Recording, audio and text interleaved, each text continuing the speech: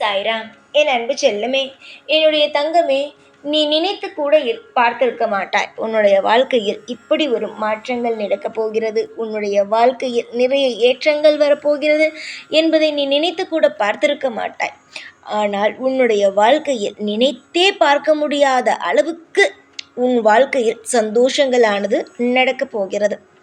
என்னுடைய தங்கமான பிள்ளையே, வாழ்க்கையில் எதை நோக்கி ஓடுகிறாய் நீ?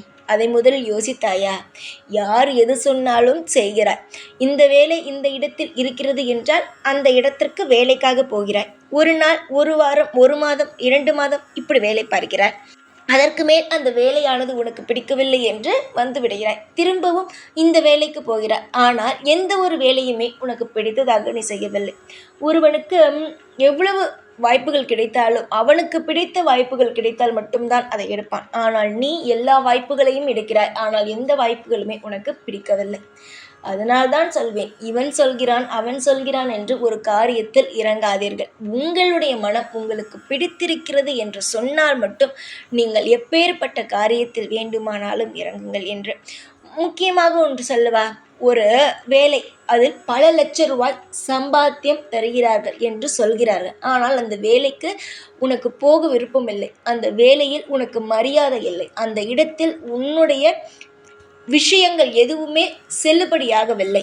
உன்னை அவர்கள் அனைவருமே, அங்கு வேலை பார்ப்பவர் அனைவருமே கேவலமாக நடத்துகிறார்கள் என்றால் எவ்வளவு கோடி ரூபாய் கொடுத்தாலும் அங்கு உன்னால் இருக்க முடியுமா? அதுவே உனக்கு பிடித்த வேலை, உன்னை சுற்றி இருப்பவர்கள் உன்னை ஆதரிக்கிறார்கள், உன்னை சுற்றி இருப்பவர்கள் உன்னை பாதுகாப்பாக பார்த்து கொள்கிறார்கள். ஆனால் அது உன் குடும்பத்திற்கு தகுந்த சம்பளம் மட்டும்தான் அங்கு கிடைக்கிறது என்றால் அந்த வேலைக்குத்தான் நீ போவாய்.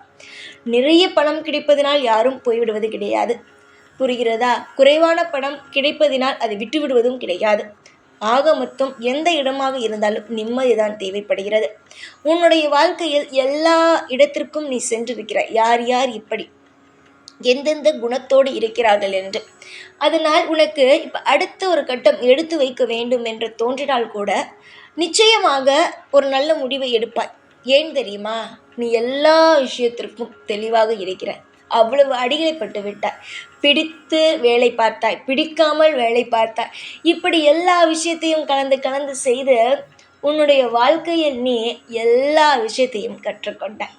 சில நேரத்தில் நீ செய்வது சரியென்று தோன்றும் எனக்கு, சில நேரத்தில் நீ செய்வது தவறென்று தோன்றும்.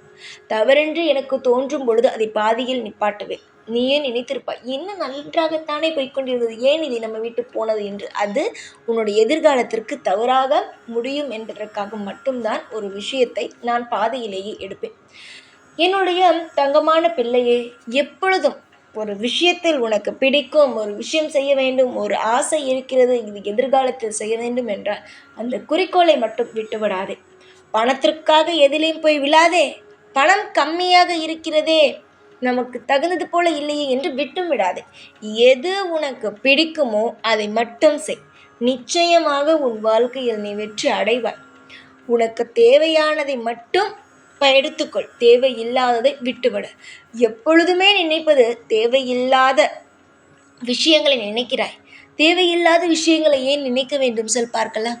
தேவையில்லாத விஷயங்கள் என்பது வாழ்க்கையில் தேவையில்லாததான்.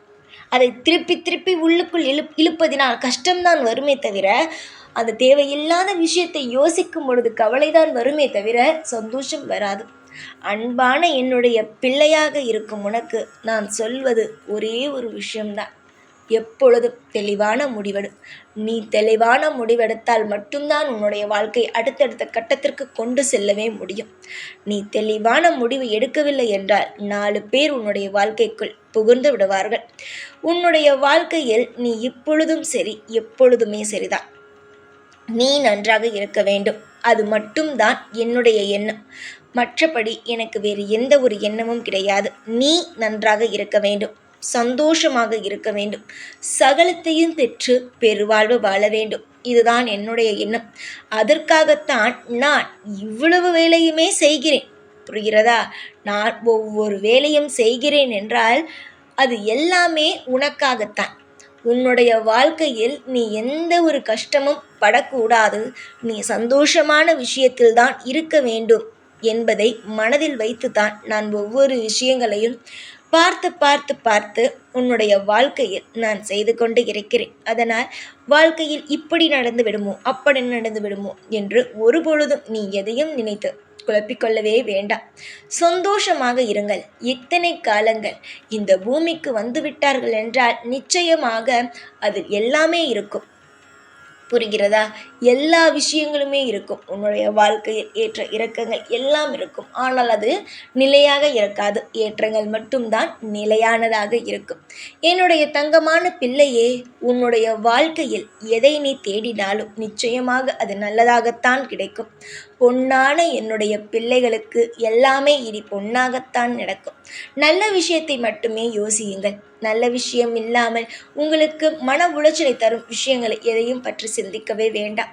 நல்ல விஷயங்களை சிந்தித்தால் மட்டும்தான் நல்லது நடக்கும். கெட்ட விஷயத்தை சிந்திக்கும் பொழுது கெட்டதுதான் நடக்கும். அதனால் நீங்கள் எப்பொழுதுமே நல்லதை மட்டுமே சிந்தியுங்கள், நல்லது மட்டுமே பேசுங்கள். அப்பொழுதுதான் உங்களுடைய வாழ்க்கையில் எல்லாமே உங்களுக்கு பிடித்தது போலவே மாறும். நம்பிக்கையோடும் பொறுமையோடும் என்னை வணங்கும் ஒவ்வொரு பிள்ளைகளுக்கும் நான் நிச்சயமாக அவர்களுடைய வாழ்க்கையில் அவர்களை முன்னேற்றி அவர்களுடைய வாழ்க்கையில் நான் நல்லதை மட்டும்தான் செய்கிறேன். என்னுடைய பிள்ளைகள் சந்தோஷமாக இருந்தார்கள் என்றால் என்னை விட இந்த உலகத்தில் சந்தோஷப்படுவதற்கு ஆள் இருக்காது.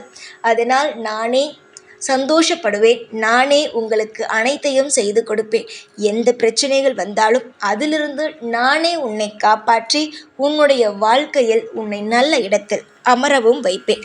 என்னை நம்பிதானே என்னுடைய கையில் உன்னுடைய வாழ்க்கையை கொடுத்தாய். யாரை நம்பி கொடுத்தாய்? முதலில் அதை சொல் பார்க்கலாம். என்னை நம்பிதானே கொடுத்தாய். அப்படி இருக்கும் பொழுது நீ எதையுமே நினைத்து கவலைப்படக்கூடாது. சந்தோஷம் மட்டும்தான் தங்கமே ஒருவனுடைய வாழ்க்கையில் நிலையானதாக இருக்க வேண்டும். சந்தோஷம் மட்டும் இருந்தால் ஒருவனுடைய வாழ்க்கையில் எல்லாம் மாறும். இப்பொழுது நீ எந்த சூழ்நிலையில் இருக்கிறாய் என்பதை நான் நன்றாகவே உணர்வேன். நான் உணராமல் எல்லாம் அல்ல. நீ என்ன சூழ்நிலையில் இருக்கிறாய், உனக்கு என்ன விஷயங்கள் நடக்கிறது, யார் என்ன பேசுகிறார்கள், எல்லா விஷயத்தையும் நான் உணர்கிறேன். உணர்ந்து தான் உனக்கு ஒவ்வொரு விஷயத்தையும் நான் செய்கிறேன்.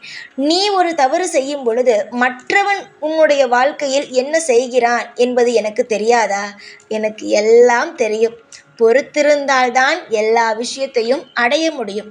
நீ பொறுத்திருந்து உன்னுடைய வாழ்க்கையில் நீ பார் என்னென்னலாம் நடக்கிறது, எந்த அளவுக்கு உன்னுடைய வாழ்க்கையில் சந்தோஷங்களானது பிறக்கிறது என்பதை நீ பார். உன்னுடைய எதிர்காலத்தையும் உன்னுடைய நிகழ்காலத்தையும் உன்னுடைய இறந்த காலத்தையும் எந்த ஒரு காலத்தையும் நினைத்து நீ கவலைப்பட வேண்டாம்.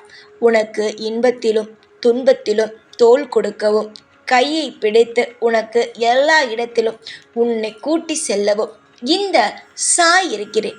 சாயை நம்பி வந்த ஒவ்வொரு பிள்ளைகளுக்கும் அப்பாவாக இருந்து அவர்களுக்கு யாருமே இல்லை என்றாலும் நானே அனைத்துமாக இருந்து வாழ வைக்கிறேன். புரிந்து கொள்ளுங்கள். நீங்கள் புரிந்து கொண்டால் மட்டும்தான் எல்லாமே உங்களுக்கு புரிய வரும். சந்தோஷங்கள், நிம்மதி, சகல ஐஸ்வர்யங்களும் உங்களுடைய வாழ்க்கையில் கிடைக்கும்.